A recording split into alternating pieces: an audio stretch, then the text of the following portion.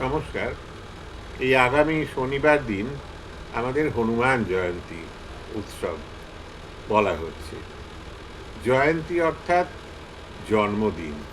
কৃষ্ণ জয়ন্তী যেরকম ভাদ্র মাসে হয়, রাম জয়ন্তী হয়ে গেল রামনবমীর দিন, সেই রকম পূর্ণিমার দিন আমাদের হনুমান জয়ন্তী। এই দিনে আমরা কি করব? হনুমানজির প্রীতি লাভ করার জন্য আমরা উপাসনা করব। কীরকম?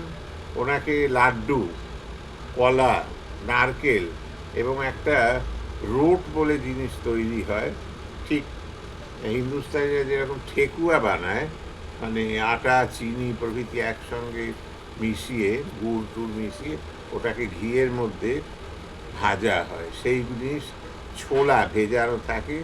ওইগুলো দিয়ে আমরা তার পূজা করব রক্তপুষ্প এবং তুলসী দিয়ে, এবং পতাকা, ওইখানে একটি পতাকা রেখে সেই পতাকারও পূজন হবে। পূজন হয়ে গেলে হনুমান চালিসা পাঠ করব।